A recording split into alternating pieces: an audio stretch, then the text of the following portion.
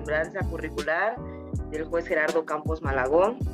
En nombre del Colegio Mexicano de la Oralidad AC y una servidora, damos por inaugurado este taller que lleva como nombre Consejos Prácticos para la Audiencia Inicial. El juez Gerardo Campos Malagón es licenciado en Derecho por la Universidad Panamericana. Cuenta con una maestría en Derecho Penal por el Centro de Estudios Superiores en Ciencias Jurídicas y Criminológicas, maestría en Derecho Constitucional y Amparo por la Facultad de Derecho de la Barra Nacional de Abogados, maestría en Administración Pública por la Institución Nacional de Administración Pública, maestría en Ciencias Penales por la Universidad del Valle de México, maestría en Juicios Orales y Sistema Procesal Acusatorio por la Escuela Jurídica y Forense del Sureste, maestría en Pedagogía por el Centro de Estudios Superiores en Ciencias Jurídicas y Criminológicas, maestría en Psicología Organizacional por la Universidad del Valle de México, máster en Sistemas Penales Comparados por la Universidad Autónoma de Barcelona. Es doctor en Derecho Penal por el Centro de Estudios Superiores en Ciencias Jurídicas y Criminológicas.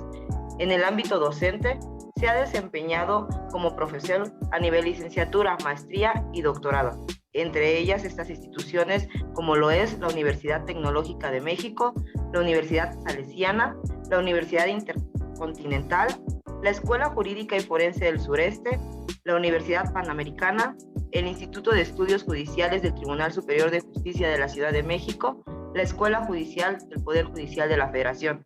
En el Tribunal Superior de Justicia de la Ciudad de México se ha desempeñado como secretario proyectista y secretario de acuerdos en los juzgados 33º y 65º penales, secretario proyectista en la Quinta Sala Penal, juez 45º de lo penal, juez 28º de control, juez del Tribunal de Enjuiciamiento de la Ciudad de México, desempeñándose actualmente como juez de control.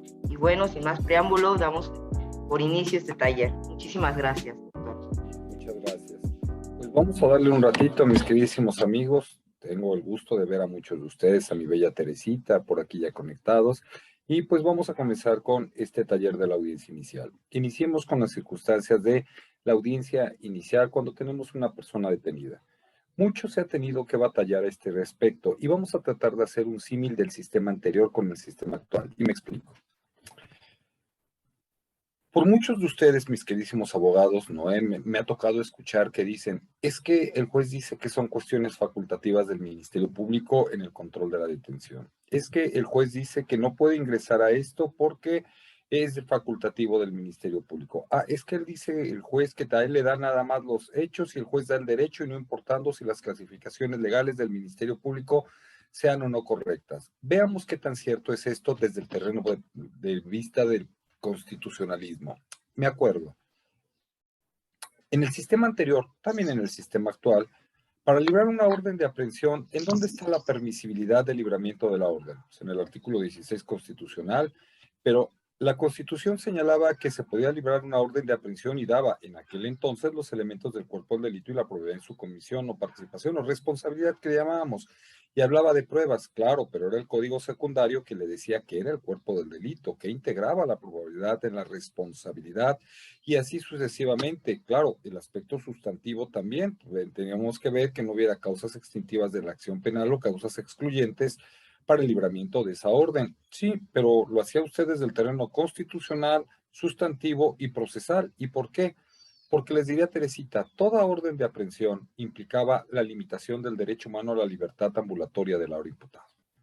Para limitar un derecho humano a través de una orden de aprehensión, el lugar donde se permite la limitación de este derecho es la misma Constitución, pues la Constitución es la que crea el derecho humano o lo protege ahora, reconoce, antes lo creaba con la reforma de 10 de junio, lo reconoce, y a partir de ese reconocimiento que hacía la Constitución, teníamos que establecer esa permisibilidad que la autoridad ministerial cumpliera los requisitos establecidos por la ley para tal efecto, de tal manera que analizábamos los elementos sustantivos y los elementos procesales.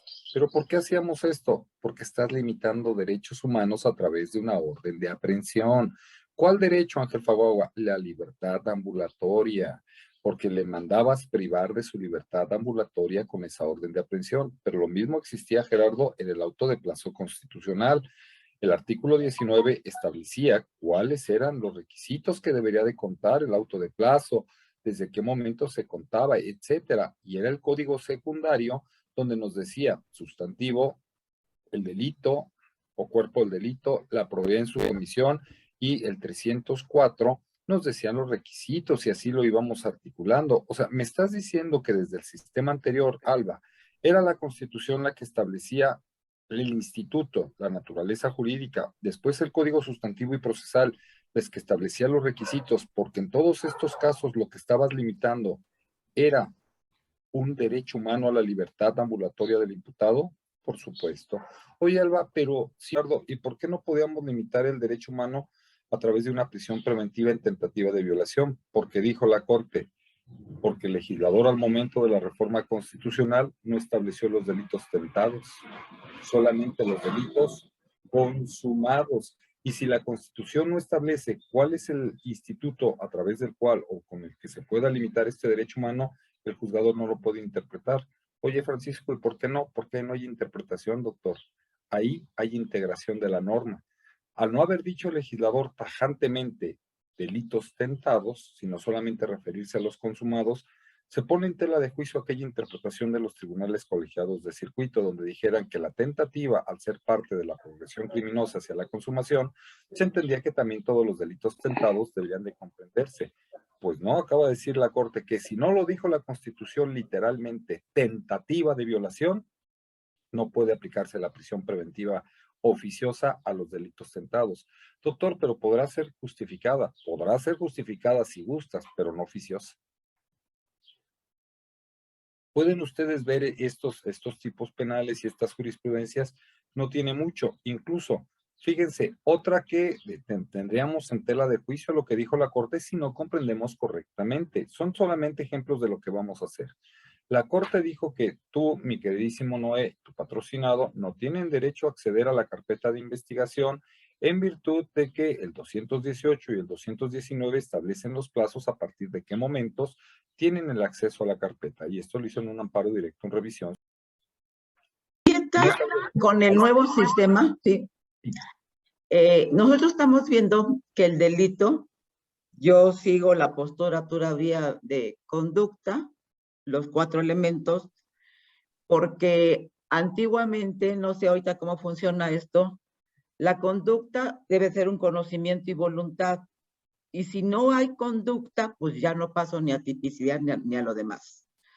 Pero con el nuevo sistema, donde están viendo en un inicio este hecho con apariencia de delito, ¿en qué momento yo podría hacerlo valer? Se me ocurre, por ejemplo, puede ser un acto reflejo entre otros o una cuestión de fuerza mayor. Mi punto de vista muy personal y con todo respeto para los que están en el nuevo sistema, yo siento que no es garantista, porque antes tenías un poquito más de apertura desde que iniciabas para decir, es que aquí no hay conducta, pero aquí detienen, dan por hecho inclusive que hay delito y lo más grave, hasta los linchamientos que se están haciendo, ¿no? O sea, como que se está yendo todo al extremo. Yo estoy acostumbrada al viejo sistema, yo estuve con el magistrado Ayala, que a veces él es súper técnico. Entonces, ¿ahora qué vamos a hacer con esas cuestiones? Si no hay conducta, la pasan por alto y se siguen. Qué buena pregunta es porque fíjate, Teresita. Por desgracia, y lo voy a decir así, en las primeras instrucciones que dieron, o sea, me refiero a los primeros cursos de capacitación, quienes nos dieron los cursos de capacitación, nos hicieron mucho hincapié en las formas de llevar la audiencia, en las formas de desahogo, en las formas de esto, pero no en el aspecto sustantivo. No quisiera creer que no lo hicieron porque no sabían. Quiero creer que lo hicieron de esta manera porque era lo importante, porque eso no es cierto. Lo que nos enseñaron, y por eso viste la repetición de eso no es cierto. A ejemplo de ello, aunque yo sé que es en sentencia, fíjate, la sentencia condenatoria hace referencia a los elementos objetivos, subjetivos, normativos. O sea, sí fue la última oportunidad de cuerpo del delito, doctor. Era lo que tenía, objetivos, subjetivos, normativos, y analizábamos en sentencia. Y así analizábamos la conducta, precisando si el tipo fue consumado, tentado, las formas de autoridad o participación y si fue doloso o culposo. Esa era la otra forma de análisis de la conducta, por elementos del tipo. Esta condenatoria hace referencia a los elementos objetivos, subjetivos, normativos. O sea, sí fue la última oportunidad de cuerpo del delito, doctor. Era lo que tenía, objetivos, subjetivos, normativos, y analizábamos en sentencia. Y así analizábamos la conducta, precisando si el tipo fue consumado, tentado, las formas de autoridad o participación y si fue doloso o culposo.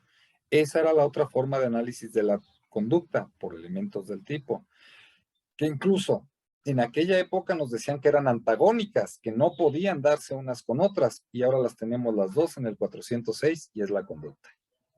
Que no se actualicen causas de atipicidad, justificación e inculpabilidad. A ver. Entonces, si no hay atipicidad, conducta típica, antijurídica y culpable. Pues eso es delito, Gerardo, en sentencia como antes lo hacía.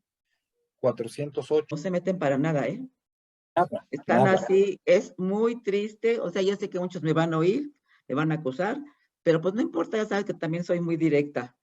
Te felicito porque siempre a veces vamos contra el sistema en aras de una impartición de justicia, que es lo que siempre hemos perseguido, ¿no? Y ya la última, todos los aspectos negativos de la conducta, ¿a dónde los vamos a ver o no los podemos ver desde antes? Claro que sí, y los vamos a ver en el auto de vinculación a proceso, y ahí es donde digo que vamos a tener que hacer ejercicios. Siempre les voy a decir, les vuelvo a repetir las tesis para que las anoten. 20, 24, 4, 32. 20, 24, 4, 41. Y 20, 24, 4, 32. Estas tesis dicen eso. Y ahora les voy a decir algo, ya presumiendo lo que ya me presumió mi amiga Teresita, y muchas gracias, Teresita, pero eso lo vuelvo a decir, eso me enseñaron mis jueces que estuvieron en el reclusorio azul en la época que tú estabas, porque me enseñaron a hacer eso, me enseñaron a hacer análisis. En 12 audiencias, 12 en total, iniciales sin detenido, curiosamente que tenía programadas, en esas 12, pero fue una tras otra, llegaba yo a la audiencia y me decía el Ministerio Público, su señoría, dígame, solicito que se deje sin efectos porque voy a seguir haciendo actos de investigación. Bueno, hasta que un amigo de la fiscalía le digo, oye, ¿está pasando esto? Pues, ¿qué está pasando? Y me dijeron, es que ya conocieron tu criterio, además tienes razón, y como saben que todo va mal, no se quieren poner en ridículo. Mejor dejan sin efectos las audiencias y no llegan ningún control de detención, ninguna inicial sin detenido. Dicen, mejor las dejan sin materia porque saben que todo viene mal. Y como te lo van a tener que explicar y los vas a cachar en la mentira, pues entonces con tus argumentos le vas a dar más a la defensa. Se va con otro juez que no les pregunte. Así fue lo que me dijeron. Exactamente, dice, mejor, ¿sabes qué hacemos? Que como ya no te va a tocar a ti esta, la dejamos sin materia y la volvemos a pedir. Y así, eso fue lo que me dijeron, Teresita. Y dije, pues qué triste, ¿no? En vez de hacer el trabajo bien desde un principio, porque el trabajo bien hecho no admite reclamaciones, significa encontrar, ubicar, hallar a algo o a alguien. ¿Por qué vas a ubicarlo? Pues porque no lo tienes a la vista. ¿Por qué vas a localizarlo? Porque no lo tienes a la vista. ¿Por qué vas a encontrarlo? Porque no lo tienes a la vista. Por tanto, los policías comienzan a hacer actos de búsqueda o localización, y al encontrar una persona por las inmediaciones del lugar con las características de identidad, identificación o de vestimentas personales, proceden a su detención, no porque les conste que haya sido, sino porque coinciden las características. Oye, Gerardo, pero eso es arbitrario. No, aún falta. De allí que la hipótesis de flagrancia por señalamiento te diga en la siguiente parte, y se cuente con información o indicios que hagan presumir fundadamente su intervención en el evento. Oye, pero ¿por qué dices eso? Por lo siguiente, Ángel. Una vez que la persona es detenida por los elementos de la policía, fundadamente su intervención en el evento. Oye, pero ¿por qué dices eso? Por lo siguiente, Ángel. Una vez que la persona es detenida por los elementos de la policía, a los policías no les consta que él haya sido. Les consta que trae características de vestimenta similares. ¿Qué tienen que hacer, Silvana? Llevar a la víctima o al testigo al lugar donde se encuentra la persona detenida. ¿Para qué? Para que les diga que se trata de la persona que efectivamente previamente les señaló. Eso es la parte, Gaby, y se cuente con información que hagan presumir su intervención en el evento. Fíjense la diferencia entonces en temporalidades, Ángel. Ocurre el hecho, cuando se bajo el argumento de que no comprobó su domicilio el imputado? No, ¿verdad? ¿Se dan cuenta? Diría una amiga de la sexta sala, mañosidades, ¿no? Son mañosos argumentos, y no solamente quiero recordarlo, ¿no? Porque por ahí hay un apotegma jurídico que dice que nadie puede alegar su propia culpa en su propio beneficio, ¿no? El Ministerio Público no hace lo que la ley la ordena y después priva de la libertad a la persona. Pero bueno, continuemos. Fíjate, pero además, para este traslado, debemos utilizar, para verificar los tiempos del traslado, aparte de los registros, si son acordes, Ángel, la tesis 235-45. No es 235, es 200, póngale primero 200, después 35 y después 45. Y van a ver que esta tesis, ser el hecho, proteger al inocente, que el culpable no quede impune y reparar el daño. Pero como fin constitucional, el esclarecimiento de los hechos es el eje rector. ¿Por qué? Porque si yo te preguntara, Javier, ¿quién es el inocente en un proceso? Seguramente me dirías, no lo puedo determinar. Oye, ¿pero por qué no? Porque la víctima, por ser víctima, es inocente, pero el imputado tiene presunción de inocencia. Los dos son inocentes. ¿Quién es el culpable entonces? No podemos determinarlo. ¿Quién repara el daño? No. Y entonces, ¿qué es lo primero que tendrías que hacer? Ay, mendigo Héctor Arenas, igual de feo todas las clases. Es mi amigo. Entonces, ¿qué tendremos que hacer? Primero es esclarecer el hecho, ¿no? Porque si esclarecemos al hecho, sabemos quién es el inocente, quién es el culpable y quién repara el daño. Pero para esclarecer el hecho, Javier, ¿qué tenemos que evitar? ¿O qué tenemos que, permíteme utilizar la expresión constitucional, garantizar? Ahí, Mayrita, escucha la palabra, garantizar, porque antes decíamos garantías individuales y garantías constitucionales, y no son lo mismo. Garantía constitucional, mecanismo procesal para proteger el sistema de la Constitución. Garantía individual, la que ustedes ya conocían. ¿Cómo que hay que garantizar? ¿Puede haber un procedimiento en ausencia en México del imputado? No, porque el proceso se suspende. Entonces, ¿qué hay que garantizar? La comparecencia del imputado al proceso. ¿Qué más? Hay que garantizar el desarrollo de la investigación, la protección a la víctima y los testigos. Y oye, no hay, ¿dónde viene eso? En el 19 constitucional, doctor. ¿Se ha visto el párrafo segundo? Sencillo. Y el patrimonio que se traduce en la propiedad también es constitucional. Y el fin constitucional pues, también es constitucional. Entonces, si todos son constitucionales, son de la misma fuente. Y si todos son de la misma fuente, están colisionando porque me piden que le limite el derecho humano al imputado para proteger los derechos humanos de la víctima. Y yo tengo que hacer una proporcionalidad para ver si es susceptible a la limitación. Y ojo, Ángel, dije proporcionalidad. ¿Por qué? Porque no es concurso aparente de normas. Siempre los derechos humanos tienen que estar protegidos. Y mientras un derecho humano vaya a ser restringido, la causa de restricción se puede modificar en cualquier momento y con ello la restricción al derecho humano. No te entiendo, Gerardo. Chécate el 161 de las medidas cautelares para que veas. ¿Cuántas veces puedes solicitar modificación de medidas cautelares? Las que yo quiera, mientras el derecho humano esté limitado. Por eso dice, cuando hayan variado objetivamente las condiciones que sirvieron para imponerlas. ¿Ya viste? No más de un minuto, ¿eh? No crean que se aventó una perorata. Un minuto y ganó lo que tenía que ganar. Asunto concluido. Pero esperemos que tengamos la oportunidad. Yo por el momento, Magdalena, yo me despido de ustedes. Que Dios me los bendiga. ¿Vale? Gracias, doctor. Hasta luego. Muchas gracias, doctor. Gracias, doctor, muy amable. Muchas gracias, doctor, muy amable. Gracias, hasta luego. Hasta luego. Hasta luego, Gerardo. Chao. Hasta luego, doctor, gracias. Bye. Gracias, Bye. buenas tardes a todos. Bonito Bye. domingo, un gusto. Bonito domingo. Gracias, buenas tardes. Saludos. Bye.